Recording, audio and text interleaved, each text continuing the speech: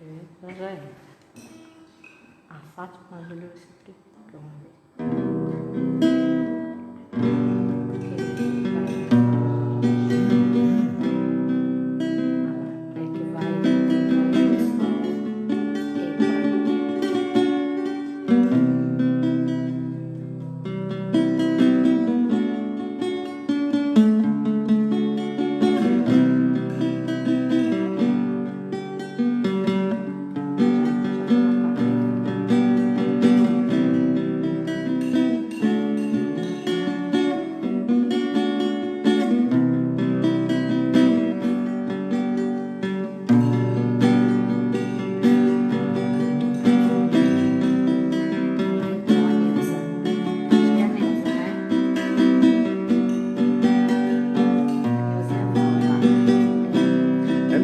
Somente meu todo trabalho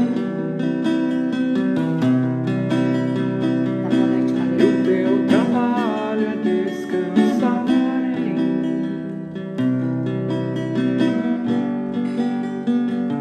não temas quando enfim tiveres que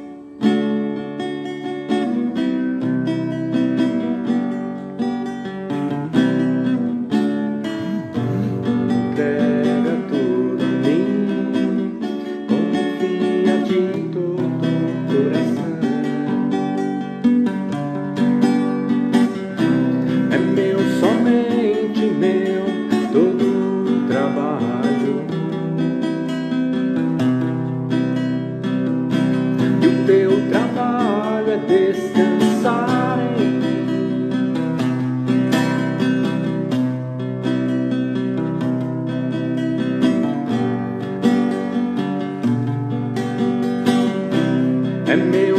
é meu, somente meu, todo o trabalho e o teu trabalho é descansar em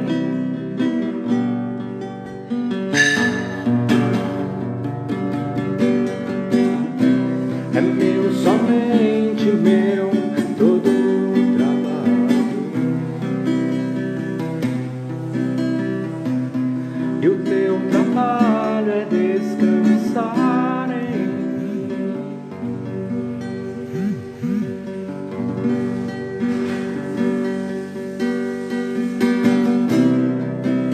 Vamos entrando, gente, vamos entrando, estamos crescendo o número aqui, estamos subindo, estamos subindo. Paz, Lígia, tudo bem, mana?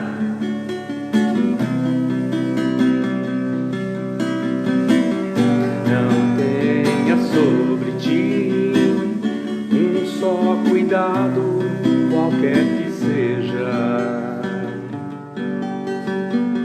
pois somente um seria muito para ti. É meu, somente meu, todo o trabalho e o teu trabalho é descansar em mim. É meu, somente meu, todo o trabalho e o teu trabalho é descansar em mim. Não temas quando enfim tiveres que tomar decisão. Entrega tudo a mim, confia de todo o coração. Por quê? É meu, somente meu, todo o trabalho e o teu trabalho é descansar em mim. É meu, somente meu, todo o trabalho e o teu trabalho é descansar em mim. É meu, somente meu, todo o trabalho, e o teu trabalho é descansar em mim.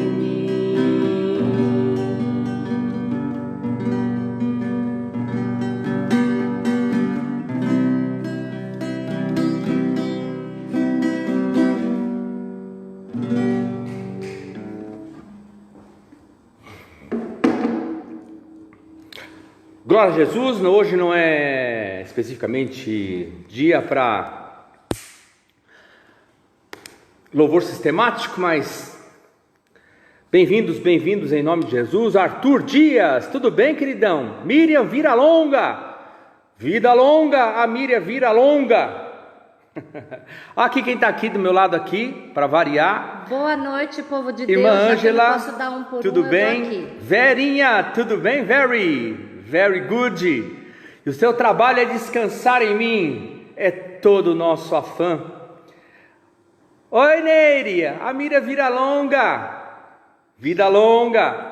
Márcia, tudo bem, mana? Glória a Jesus. Li, Romário, glória a Jesus. Irmã Conceição Imaculada, Maria Dias Fortuna, Neire, manda. Boa noite, Maria. Batistão, mano, tudo legal? Irmã Cacilda. Arthur, oi, pastor. Tudo bem, mano? Oi, Mateus. Ô, Mateus, você tá aí também, meu herói? Glória a Jesus. Fala oi pra Livinha. Fala aí, pra quem? Pra Livinha do Alan. Livinha, do Alan, tudo bem, Livinha? Serjão, mano, tudo jóia, mano? Legal. Glória a Jesus. É nóis, manão. Glória a Jesus. Vamos orar? Vamos orar. Tia Itália está aqui hoje. Tia Itália tá aqui, tá com a Cristiane. Não, mas... Tá com a Cristiane. Cristiane Pressoto. Isso. E aí, vida longa, vira longa. Glória a Jesus. Miriam, peço que orem pela minha tia Maria Auxiliadora, que está na UTI com Covid-19.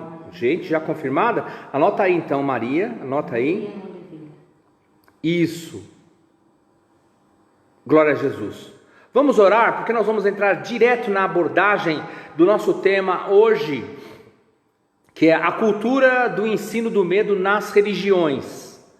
Hoje nós precisamos responder algumas perguntas a respeito desse medo que as religiões tentam ensinar para as pessoas, ok? A gente precisa ficar livre do medo, mas a gente precisa também ficar livre das religiões que ensinam princípios de medo, ok? Vamos orar. Pai, obrigado, Senhor, por esta hora, Senhor, por aqueles que estão presentes aqui, Senhor, por aqueles que vieram na intenção absoluta, Deus, de colher frutos, para que esses frutos possam produzir mais sementes, mais frutos para o Teu reino e para a Tua obra, Senhor. Por favor, ó Deus, abençoa os nossos grupos familiares, que eles sejam em Ti, Senhor, produtivos, que eles sejam no Senhor, ó Deus, filhos maduros, filhos ruios, filhos que engrandecem o Teu nome, ó Deus, a partir de uma fé cheia de conhecimento. Por favor, que seja assim, em nome de Jesus. Amém. Glória a Jesus. Lembrando que enquanto eu estiver fazendo a exposição textual e a abordagem do que nós vamos fazer hoje aqui, vocês podem fazer perguntas e direciona a pergunta aí mesmo nos comentários do Face, e a pequena vai anotar aí as perguntas e depois eu respondo logo em seguida, ok? Então vamos fazer isso como uma escola mesmo, como alguma coisa que possa ser interativo, porque estudo da palavra de Deus precisa ser interativo. Então não vamos deixar que essa distância nos atrapalhe. Outra coisa, vou fazer uma pergunta para vocês agora e vou dar assim 1 minutinho ou 2 minutinhos para vocês responderem, ou entre vocês mesmos, ou responderem para vocês, ok? Porque a partir dessa resposta é que nós vamos entender o medo das religiões, o medo que as pessoas tentam colocar dentro da gente, ok? Ou usando às vezes até mesmo a Bíblia ou recursos proféticos para testar os nossos medos, ok? Abre lá o texto de Marcos 4, 35 a 40. Marcos 4, 35 a 40. Marcos 4, 35 a 40. A Valquíria já postou o esqueleto desse estudo, que normalmente a gente coloca no Facebook, ok? Lá está o parâmetro do que é a discussão desse estudo aqui. Nós vamos tentar agora dar uma esticada, elasticamente esticar aquilo que está colocado lá como conceito básico, ok? O nosso tema desse mês aqui é sobre o medo em tempos de coronavírus, a sintomatologia do medo, como é que ele age na gente, ok? Marcos 4, 35 a 40, Jesus vai dar para a gente algumas respostas aqui. Naquele dia, ao anoitecer, disse ele aos seus discípulos: vamos atravessar para o outro lado? Deixando a multidão, eles o levaram no barco, assim como estavam. Outros barcos também o acompanhavam. Levantou-se um forte vendaval e as ondas se lançavam sobre o barco, de forma que este foi se enchendo de água. Jesus estava na popa, dormindo com a cabeça sobre o travesseiro. Os discípulos o acordaram e clamaram: Mestre, não te importa que morramos? Ele se levantou, repreendeu o vento e disse ao mar: Aquieta-se, acalme-se. O vento se aquietou e fez-se bonança completa. Então perguntou aos seus discípulos: Por que vocês estão com tanto medo? Ainda não tendes fé? Deixa eu colocar aqui um reloginho aqui para mim. Porque eu quero obedecer um parâmetro de tempo. Deixa eu fazer a pergunta aqui. Zerei. Ok. Olha só. Essa semana eu gastei um bom tempo respondendo a alunos meus que me mandam perguntas para mim, normalmente via e-mail. E eu não sei quantos de vocês já viram sobre esta profecia que está se espalhando pelo mundo. É a profecia de uma americana que soltou isso recentemente, muito a caráter do que está acontecendo com o coronavírus, porque ela diz que essa epidemia, essa pandemia mundial de coronavírus é uma espécie de treinamento que Deus está dando para o mundo. Presta atenção, vou fazer pergunta, hein? É uma espécie de treinamento que Deus está dando para o mundo para que as pessoas fiquem em casa. Por quê? Porque daqui a bem pouco tempo haverá uma grande catástrofe mundial e o sol se escurecerá por 3 dias. Essa profecia, ela está contida lá em Joel capítulo 2, 31, ok? Está em Joel 2, 31. Portanto, está na Bíblia? Está na Bíblia. Diz que o céu se escurecerá e a lua se transformará, se fará em sangue. Só que essa profecia também está em Mateus 24, ok? Então, há uma conexão aí de Joel 2, 31 com Mateus 24. O que esta mulher diz que Deus revelou para ela? Que nós estamos já para acontecer isso. Então por isso Deus está treinando a gente. E diz que nesse tempo os demônios serão liberados por todo o mundo. E vai haver um pandemônio no mundo mesmo. Só que Deus vai proteger os seus filhos. Entendeu? E que todo mundo vai ficar dentro de casa, preso dentro de casa, e Deus vai proteger seus filhos, a exemplo do que aconteceu lá no Egito, quando Deus protegeu a família de Israel, porque colocou sangue de cordeiro nos umbrais, nos pórticos das casas, ok? Então, a minha pergunta é, se alguém falar uma profecia dessa para você, qual é a resposta que você dá? 2 minutinhos. Vocês podem falar entre vocês também aí, quem tiver em família. Qual é a resposta que você dá?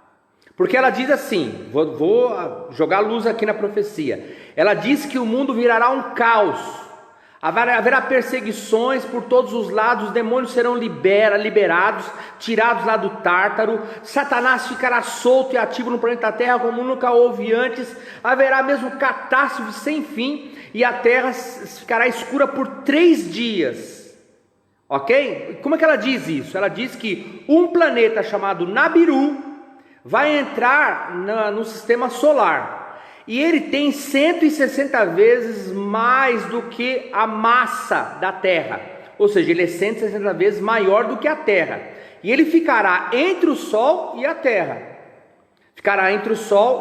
então isso vai provocar 3 dias de escuridão total, mais escuro do que no eclipse da Lua, mais escuro, porque ela é centenas de vezes maior do que a Lua, ok? Então ela diz que esse planeta Nabiru, que muitos cientistas conhecem ele virá e entrará no sistema solar nosso, e ficará entre o Sol e a Terra, ok? Minha pergunta então, qual é a resposta que você dá para isso?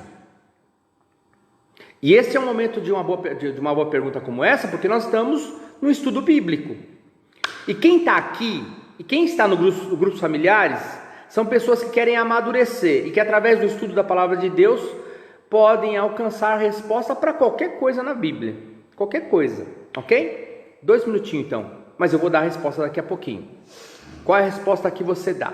O que você faz se uma pessoa vier e diz que Deus deu essa visão para ela,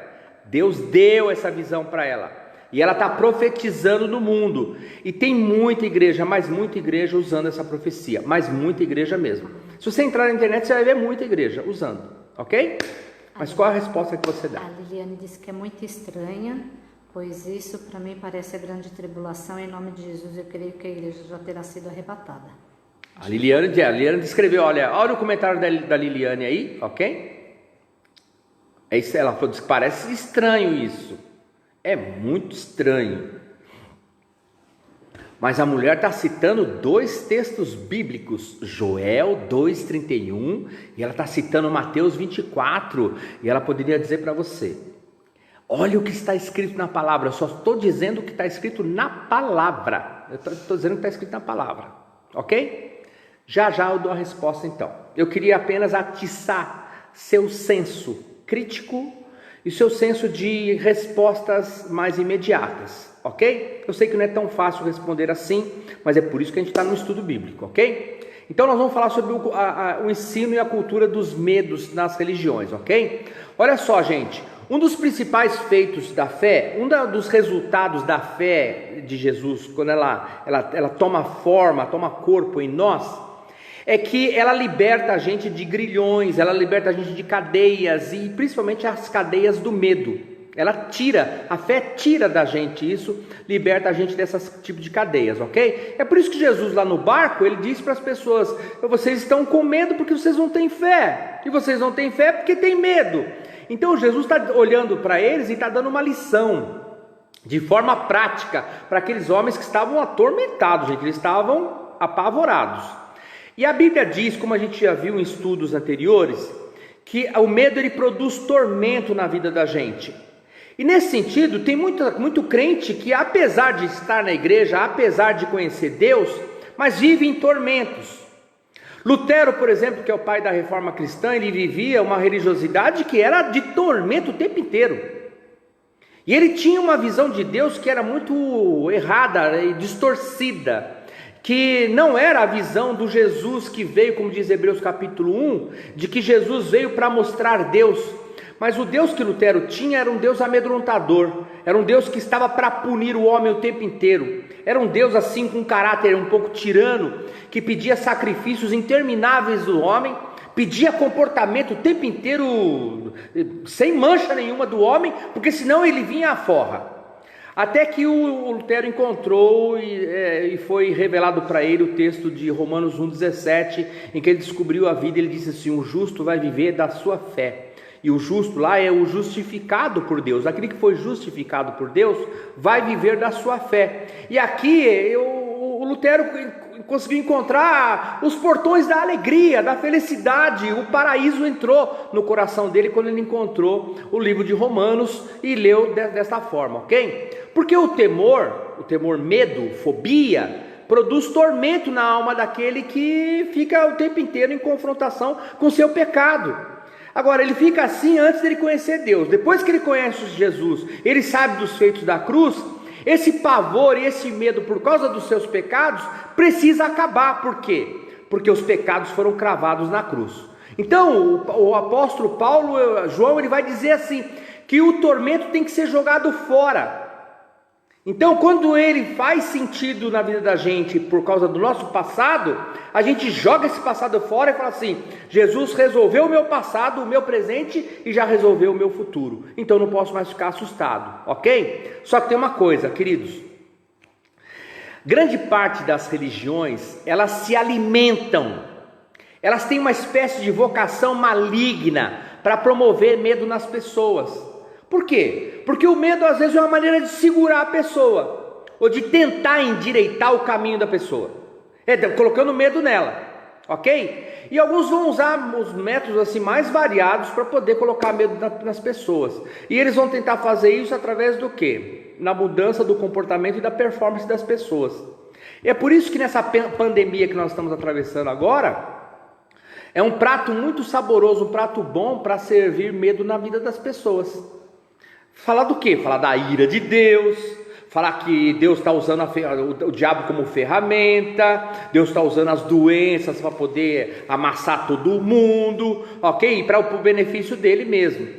Aí, gente, a reboque desse negócio aqui, na carona desses medos todos, aparecem alguns crentes que foram gestados na teologia do medo e que compraram a teologia do medo.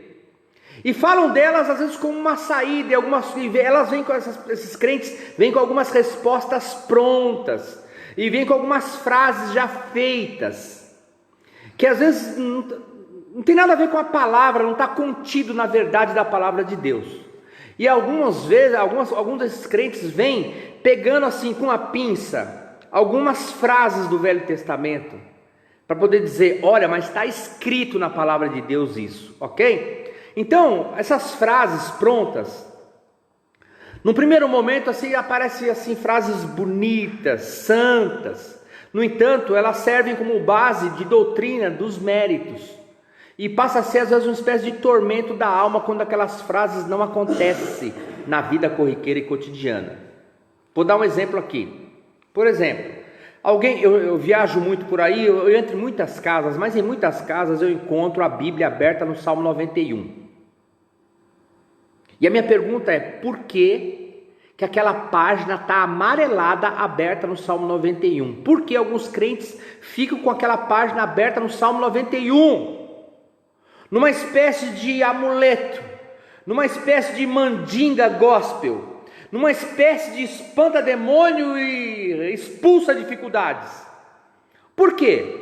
E alguns crentes até usam a frase, não, eu creio, eu tomo posse, praga nenhuma chegará à tua tenda, 1000 cairão ao seu lado, mas você não será atingido. Muitos usam um texto desse fazendo o quê? Pensando e escolhendo a frase para dizer que a vida dele vai estar garantida a partir da frase pronta. Então essas frases pescadas do Velho Testamento, como uma espécie de caixinha de promessa, onde você seleciona, você escolhe apenas um versículo isolado, como uma espécie de mágica, mas você escolhe o versículo sem contexto. Só que um versículo isolado, sem contexto, ele não é a palavra de Deus. Não é. Não é porque está escrito que é a palavra de Deus. Só é a palavra de Deus quando ela está dentro de um conjunto todo de conceito de verdade. Ok? Então, aí é por isso que algumas pessoas dizem o seguinte, eu não entendo, está escrito. Como é que praga nenhuma chegará à tua tenda? Mas todavia, contudo, alguém vai dizer o seguinte, mas se chegou na sua tenda, só não vai chegar na sua tenda se você estiver de acordo com um comportamento X, e aí Deus vai fazer. Mas se você não estiver se comportando bem, aí o diabo vai te pegar. E aí você vai abrir uma tal da brecha, uma tal da legalidade, e como quase nunca, gente, a gente está com a contabilidade das nossas vidas em relação a pecados e a delitos e a escorregadas, quase a gente nunca está zerado, sempre a gente tem alguma coisa, seja por pensamento, por ação ou por omissão, aí a gente vai para a moita do medo. A religiosidade fria e vazia, ela sempre encontra nesses terrenos baldios da palavra de Deus um lugar muito fértil para colocar dentro da gente sementes de medo. Por quê, queridos? Porque quem usa essas frases, por exemplo, isolada, elas criam expectativas e obrigações de Deus que não dizem respeito às obrigações de Deus. Não fala sobre a proposta de Deus na trajetória humana. Elas apenas criam ilusões e fantasias, não fé. Não é porque está escrito a frase lá e você pega a frase e você quer usar ela, e quando ela não dá certo, quando alguém na casa fica doente, quando a gente bate o carro ou fura o pneu, a gente fala: como é que pode? Como é que Deus não me protegeu? Estava escrito na palavra de Deus que 1000 carros furariam o pneu do meu lado, 10.000 carros do outro lado furaria, mas o meu não seria atingido. Ou seja, cria expectativas e ilusões. Portanto, queridos, é preciso tirar as pessoas do contorno desse pensamento do Antigo Testamento, que leva as pessoas a uma certa ilusão. A resposta para esses equívocos, dessas crendices, que quase nunca tem nada a ver com fé, tem a ver com crendice. A gente tem que ver o contexto todo da Bíblia, ok? Alguém diria: mas pastor, você não gosta do Salmo 91? Amo o Salmo 91. Mas o Salmo 91 não traz promessas que as pessoas tentam isolar, porque o Salmo 91 fala da salvação.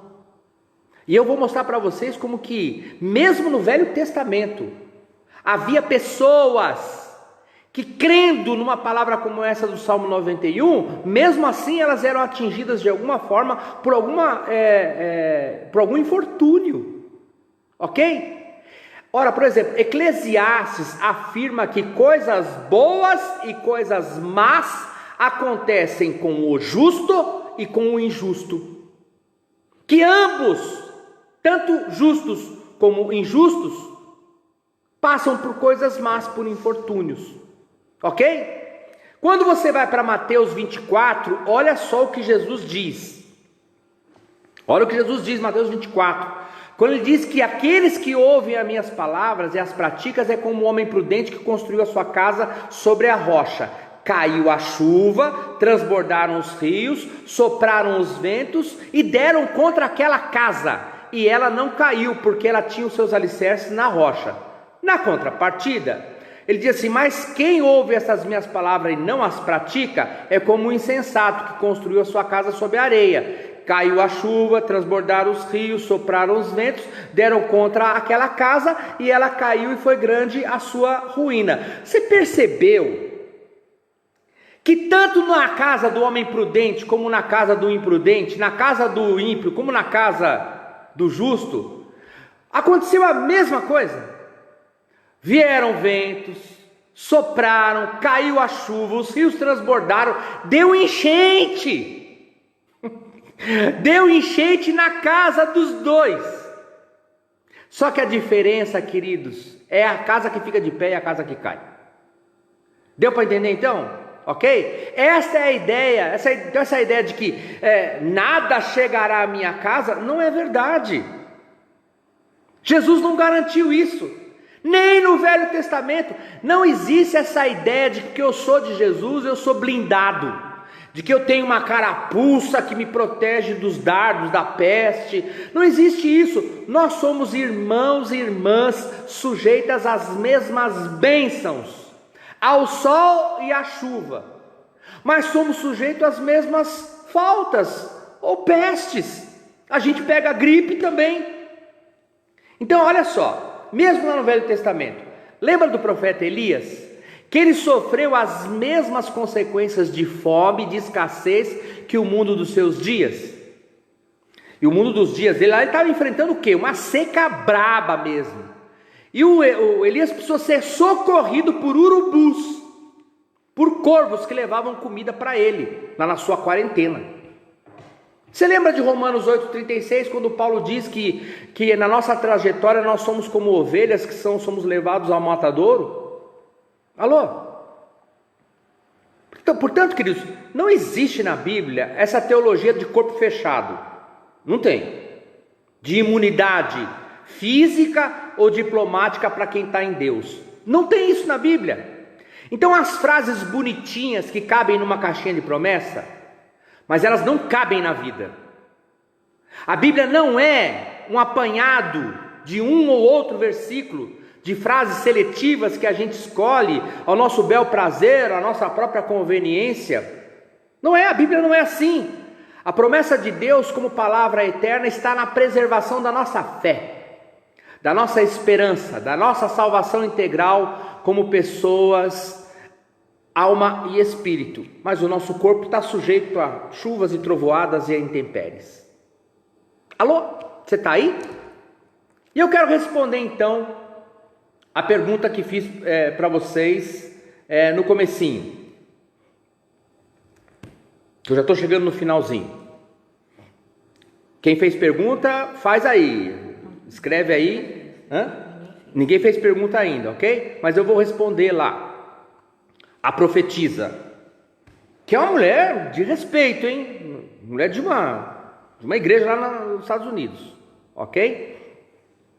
Ela diz então que haverá um caos na Terra e que a planeta Nabiru vai ficar entre o Sol e a Terra e haverá 3 dias de escuridão na Terra, demônios serão liberados e vai haver um pandemônio na Terra e todo mundo vai ser perseguido, mas Deus vai proteger os seus filhos, ok? De cara, eu já respondi para alunos meus lá, de cara, é falsa essa profecia.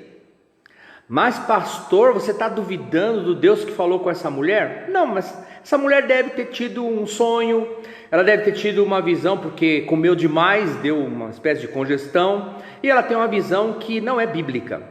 Mas espera aí, mas ela usou textos bíblicos, mas ela usou equivocadamente, ela apenas selecionou o texto bíblico e usou para poder tentar autenticar a visão que deu. Então, como é que eu posso saber que essa visão é falsa, que essa profecia é falsa?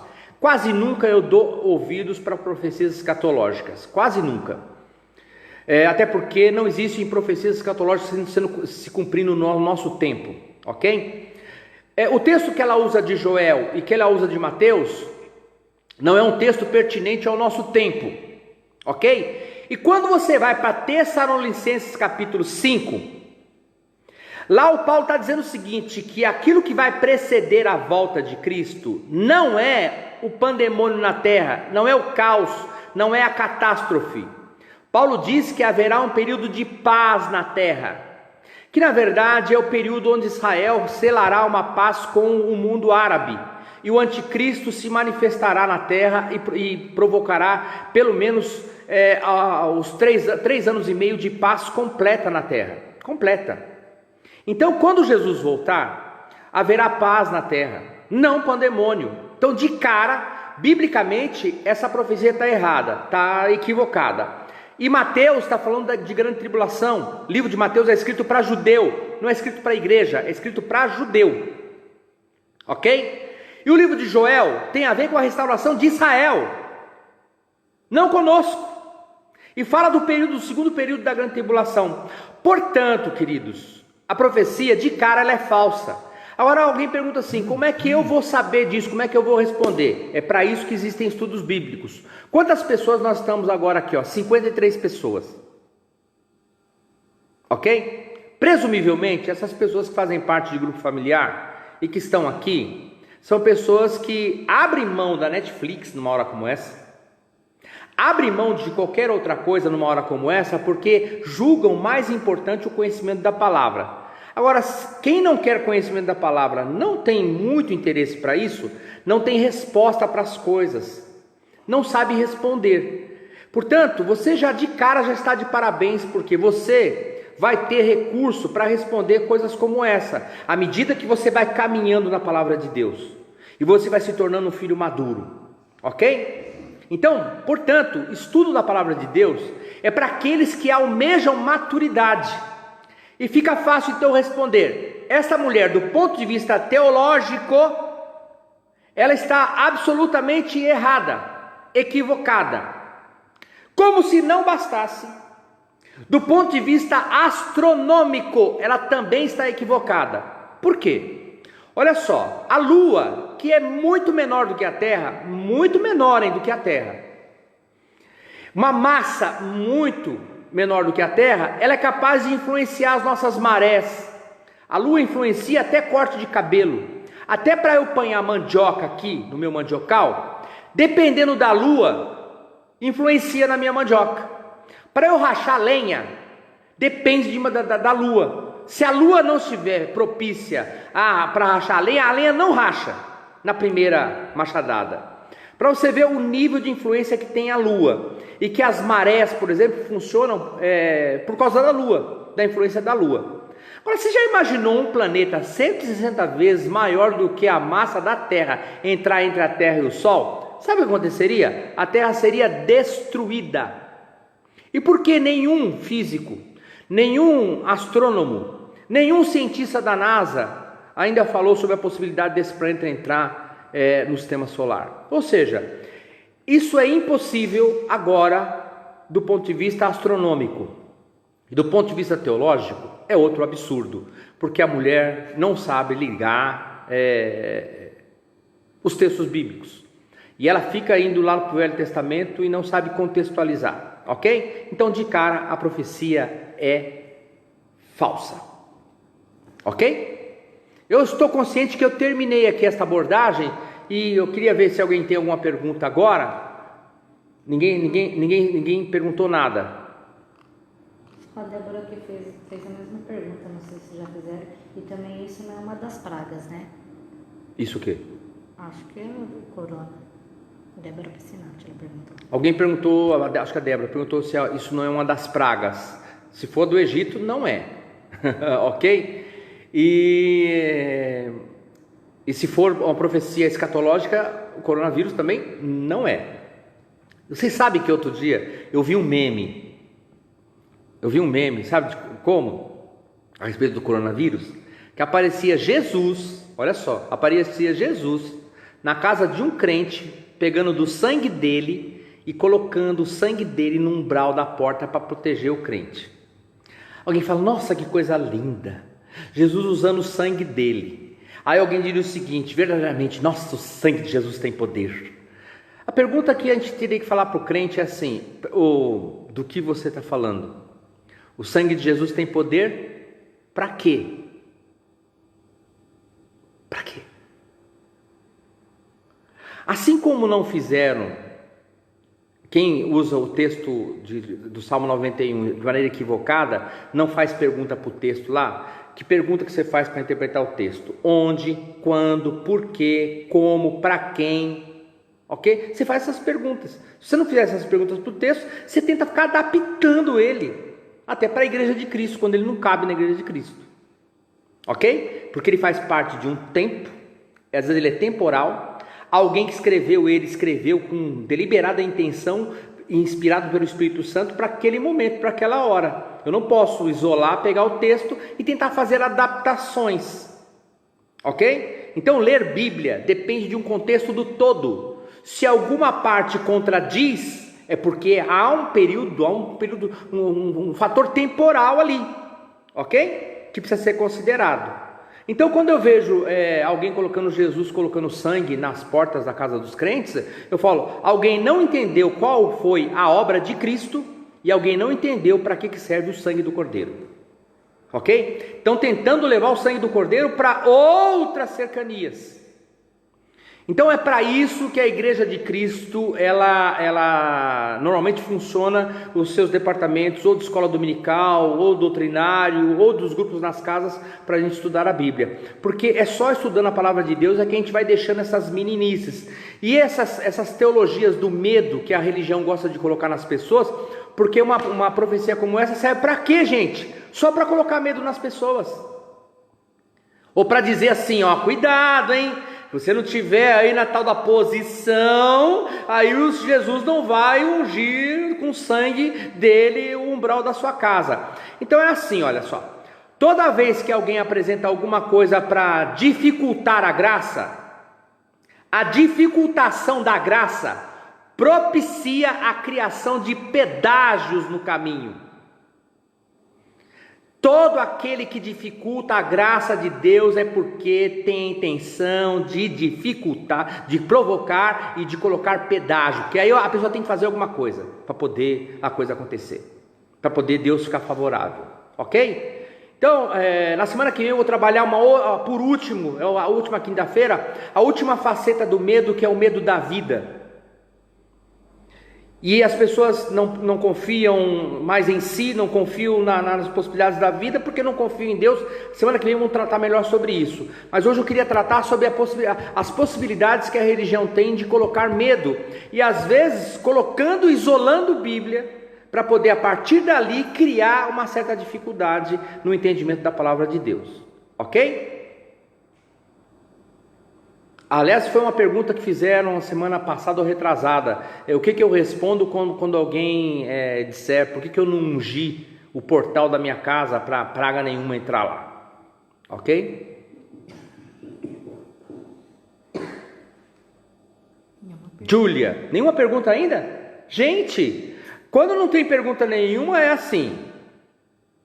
Ou porque todo mundo entendeu, todo mundo está de acordo. E se houver alguém aí que tenha qualquer discordância, por favor, coloque, porque esse é o momento para isso, ok? E, em grupo familiar a gente faz isso, a gente abre para dialogar e para as pessoas emitirem opinião e fazerem perguntas ali na hora. Aliás, o contraponto às vezes é necessário para que nós possamos nos enriquecer na informação, ok? Glória a Jesus. Lilian tem uma pergunta, ela vai fazer, ainda não fez. Eu cheguei atrasado, mas tem uma pergunta. Lilian Paulina. Paz, maninha, beleza? Pode perguntar então, mana.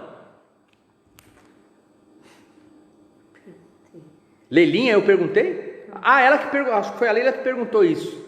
A semana passada ou retrasada. Isso. O que eu faço quando alguém me perguntar se eu não ungi a porta, se eu não passei o sangue, sei lá, de qualquer coisa na porta lá. Os crentes, eles gostam de crendice. Fé não é crendice.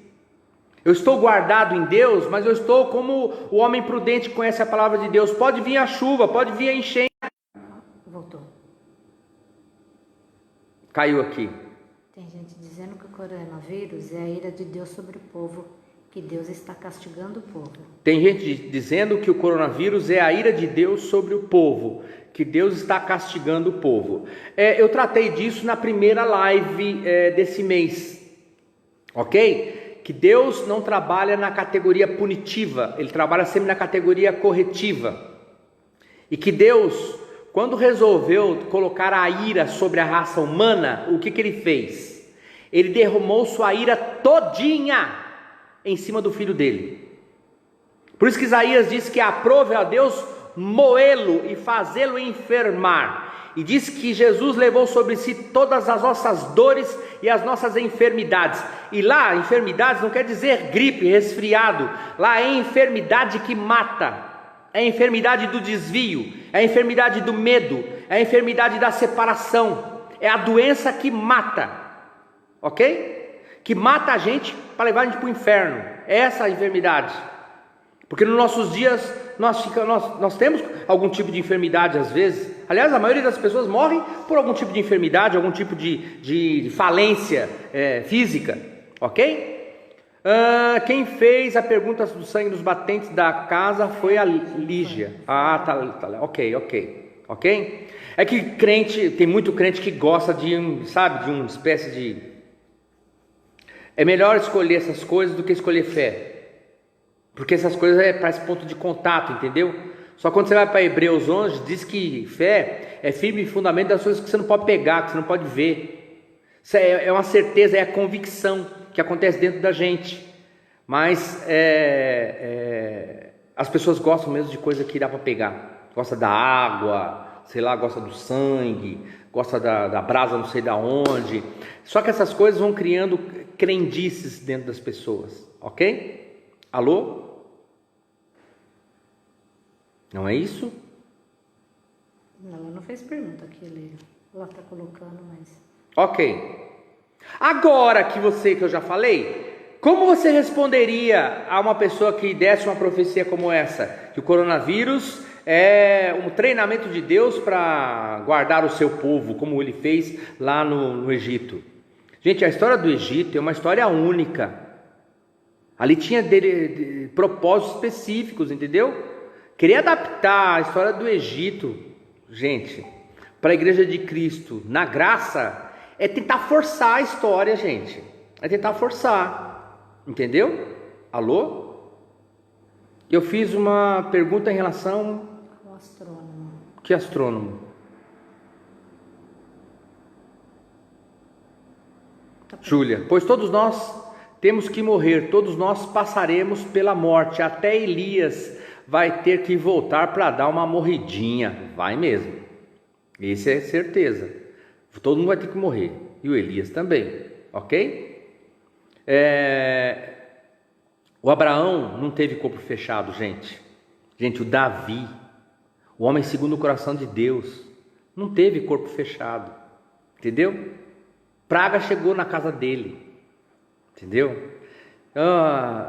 Morreu gente da família dele, ele foi atingido por infortúnios da vida, ok? Então não se iludam com promessas pinçadas de caixinha de promessa, ok?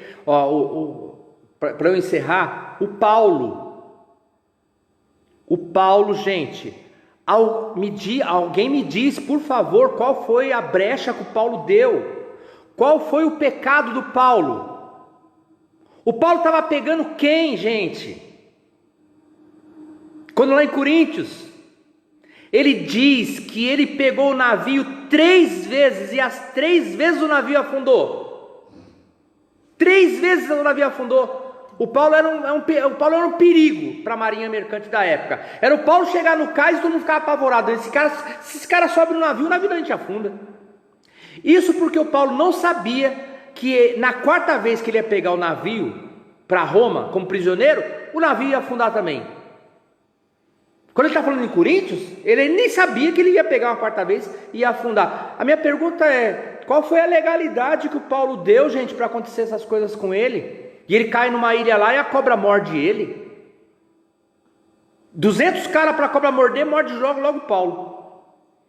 Se o Paulo tivesse nos nossos dias hoje, ia ter que passar pela reunião dos 318, né? Pela reunião do descarrego, e alguém ia ter que fazer lá, sei lá, com ele, para poder ele confessar uns pecados que ele cometeu. Sabe por quê? Porque você percebeu então que na teologia do Novo Testamento, essas coisas, ela não está nem na mente de Cristo e nem na mente do Paulo? Não está. Então é preciso tirar as pessoas das cercanias de algumas coisas que são mitos e tabus lá do Velho Testamento, que fazia parte da lei. Quando você vai para a Nova Aliança, você vê que na mente de Cristo, na mente de Paulo, a coisa funciona bem diferente, ok? Me fale qual foi o pecado de Pedro para ele morrer crucificado de cabeça para baixo. Me fale dos pecados ou dos devaneios, sei lá, da igreja do primeiro século, que morriam todos comidos por leões e por tigres nas arenas. Portanto, esse negócio de corpo fechado, que nada vai acontecer, não é bíblico isso. Ok? Isso aí, quando acontecia com eventos distintos na palavra de Deus, mas não garante isso como história realizada para todas as pessoas. A igreja primitiva está cheia de histórias assim, ok? Quem tem uma pergunta? Jefferson tem uma pergunta aqui. Pastor, nós estaremos na terra quando o anticristo se manifestar? Olha, a pergunta é, nós estaremos na terra quando o anticristo se manifestar? Olha, se ele se manifestar com a igreja aqui ainda, imediatamente nós seremos arrebatados.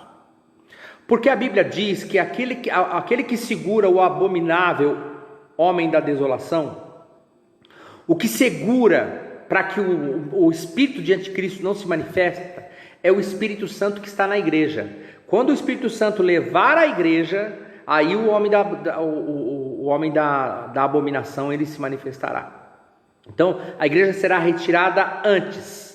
Então, portanto, aí sim começa o período da grande tribulação. Aí demônios serão soltos, anjos caídos, sabe, que estão presos no Tártaro, o Abaddon, lá o Apolion será solto. Aí sim haverá um pandemônio na terra, não antes. Por isso que eu disse que essa profecia dessa mulher não faz nenhum sentido, nem do ponto de vista bíblico e nem astronômico. Ok? A pergunta que ela fez, ela disse que fez em relação ao astrônomo. Eu perguntei acima desse, não é isso? Porque o Lu disse que os astrônomos não falaram sobre o planeta, mas mesmo que nenhum astrônomo tenha dito, a ciência não saberá o que o Senhor fará antes de sua volta, correto? A ciência não sabe todas as coisas a respeito da vinda de Cristo, mas do ponto de vista astronômico, os cientistas sabem, entendeu? Quer ver um exemplo? Os magos que foram visitar Jesus lá, eles foram visitar Jesus, sabe por quê? Porque eles sabiam ler as estrelas. Eles não eram astrólogos, eles eram astrônomos. Eles sabem ler a posição dos planetas. Aliás, o que os magos viram nem foi movimentação de estrela, porque não dá para ver movimentação de estrela.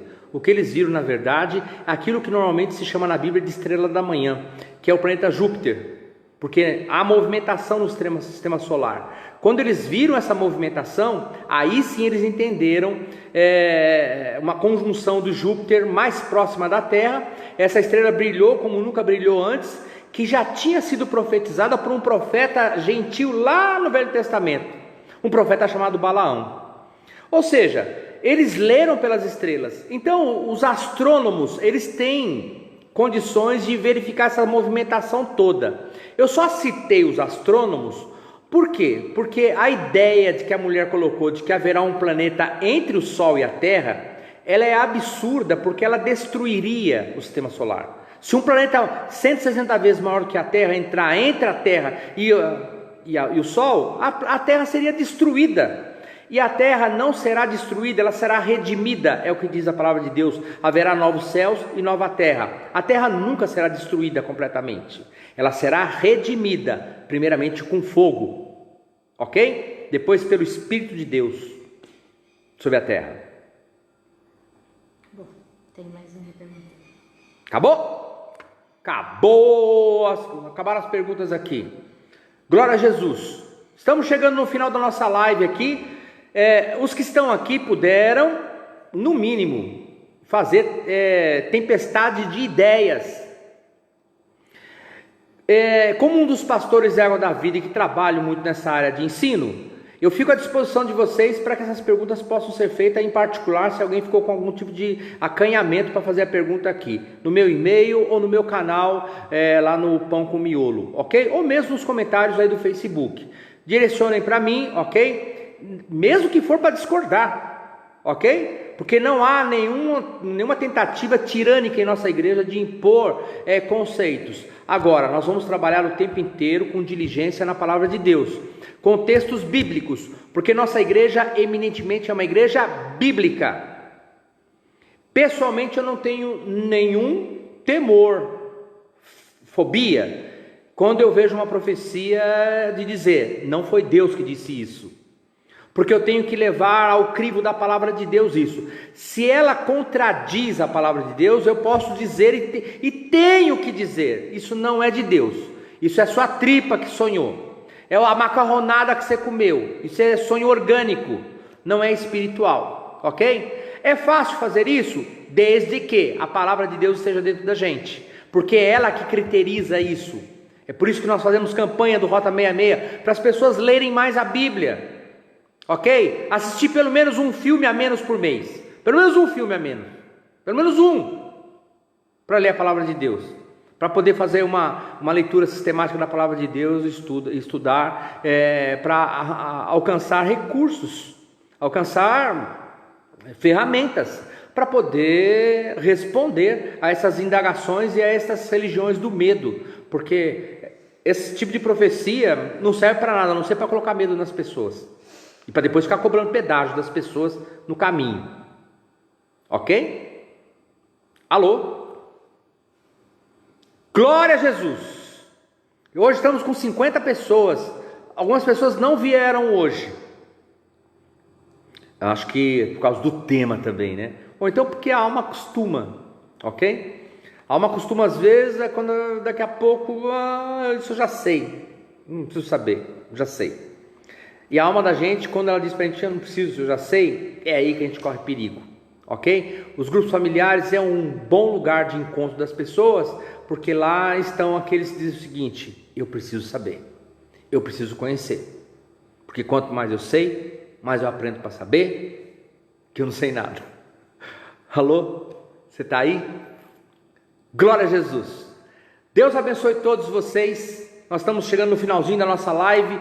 Eu gastei aqui 20 minutos, 18 minutos na exposição e mais quase 18 minutos para tentar responder algumas coisas aqui, ok? Live amanhã das mulheres. Amanhã haverá live das mulheres às 15h30. Live domingo. Live domingo das crianças. Senhor. E outra, eu tinha que falar isso para vocês de qualquer jeito, necessariamente. Domingo nós teremos uma ceia, e essa ceia será diretamente com o pastor Josias. Portanto, eu estarei acompanhando a ceia daqui de Guararema, e o pastor Josias estará em algum lugar, com algumas pessoas, ministrando a ceia domingo que vem. Convidem as pessoas, peguem um vinho, separa o pão, e nós vamos fazer a ceia do Senhor no domingo que vem agora, ok? Presença confirmadíssima do pastor Josias. Chame as famílias, chame as pessoas, e nós vamos fazer a ceia. A outra ceia foi maravilhosa, a ceia de Páscoa, ok? Quem ainda não viu, vai lá no nosso canal no YouTube, ou na nossa página no Facebook para ver o nosso vídeo da ceia de Páscoa, ok? Aquele vídeo sensacional que comoveu a todos nós e que nós estamos compartilhando até agora. Eu pessoalmente já assisti aquele vídeo lá umas 10 vezes.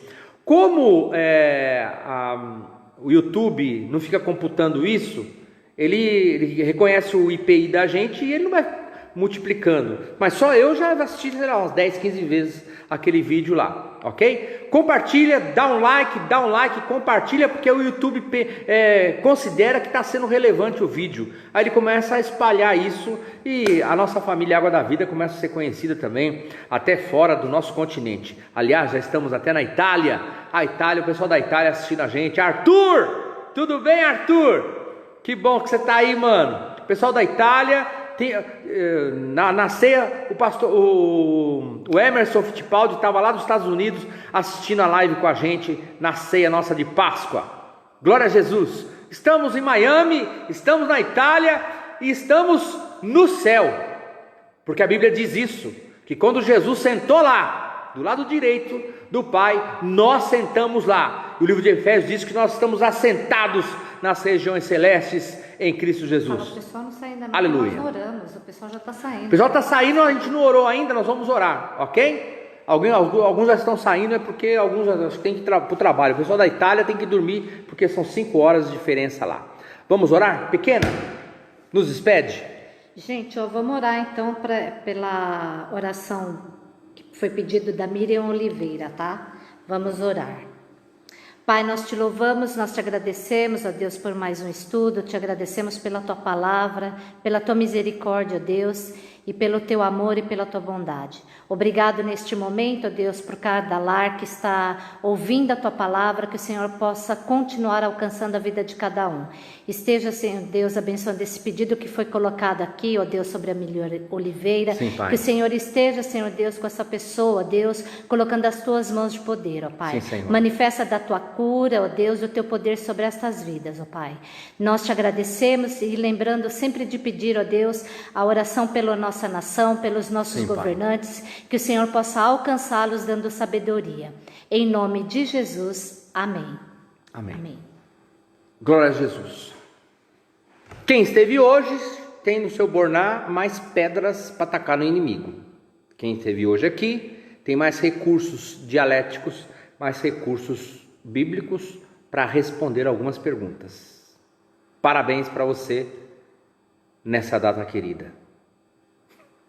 Deus abençoe todos vocês, vão se abraçando, vão se beijando, despedindo do pessoal aí, dá um tchau para todo mundo e nós até domingo eu e na live com o pastor Josias da Santa Ceia, ok? Amanhã live das mulheres, domingo live das crianças. Glória a Jesus. Ó o Lucas aí. Oi, tia. Fala aí, Lucão.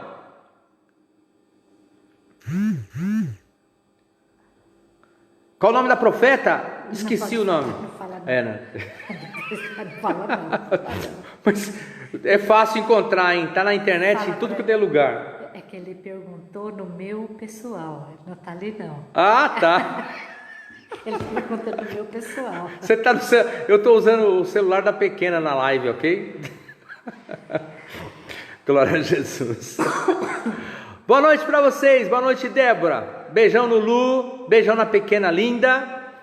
Vera. Tchau, A mana. Leila disse que trabalhamos com nomes. Trabalha não, Leila. Aqui não trabalha não. Tchau, Batistão.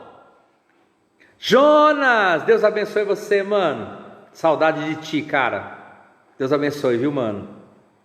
Roseli Brix. Paz. Vai na bênção, querida. Jefferson.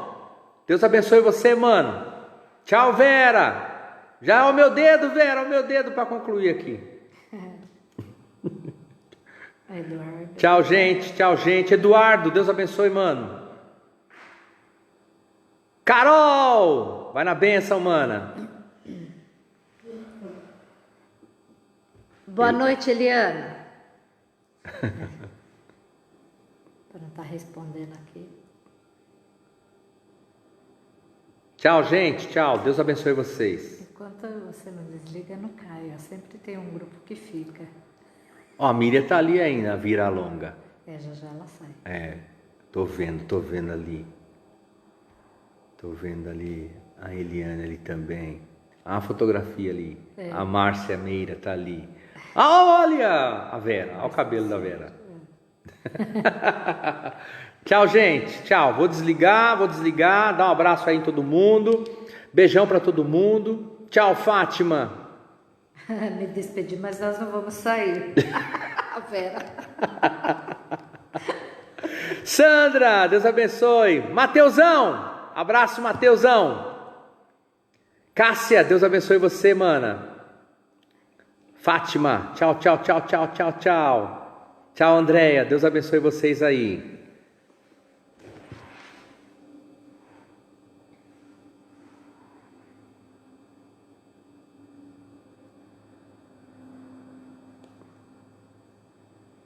Peraí, tá tudo bem.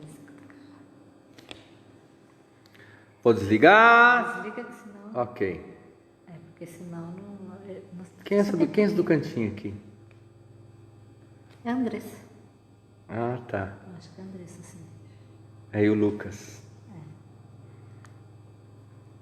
Carol, voltou para dar o tchau. Valeu. Tchau, gente. Até mais. Deus abençoe.